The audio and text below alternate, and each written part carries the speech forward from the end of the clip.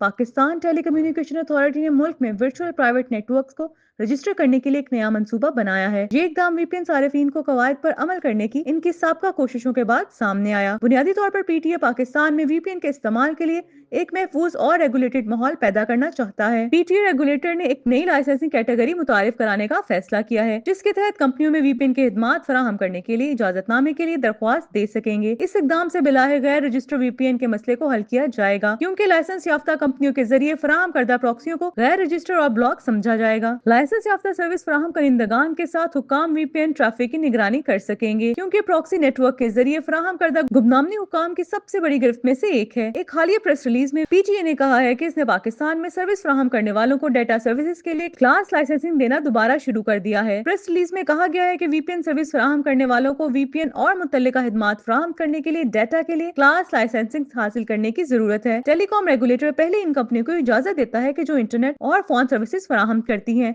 और इनके साथ ही इन कंपनियों को भी जो गाड़ियों में ट्रैकिंग डिवाइसेस लगाती हैं। अब पीटीए ने लाइसेंस याफ्ता खिदमात के तहत वीपीएन की एक नई कैटेगरी शामिल की है। इस मंसूबे में ये तस्वुर किया गया है कि मकामी कंपनियां जो पाकिस्तान के कवानीन, इनके लाइसेंस की शराइत और रेगुलेटरी दफात की पाबंद हैं, सारिफीन को प्रॉक्सी खिदमात फराहम करेंगे। इसके अलावा ये रेगुलेटर को इन कंपनियों पर मजीद कंट्रोल करने के काबिल बनाएगा, जहाँ ज्यादातर वीपीएन फराहम करिंदगान गैर मुल्की कंपनियां हैं। इसके अलावा हुकूमत मकामी वीपीएन सारिफ के मवाद की निगरानी कर सकती है, और इस तरह वीपीएन से मुतल्लिक सिक्योरिटी खदशात को भी दूर किया जा सकता है। कंपनियों को मुल्क भर में वीपीएन खिदमात फराहम करने के लिए लाइसेंस फीस के तौर पर 3 लाख रुपए और एक सूबे में खिदमात के लिए 1 लाख रुपए अदा करने होंगे। ये लाइसेंस 15 साल के लिए कारआमद होंगे और एक्सपायर होने पर इसी मुद्दत की दूसरी मुद्दत के लिए तौसी की जा सकती है।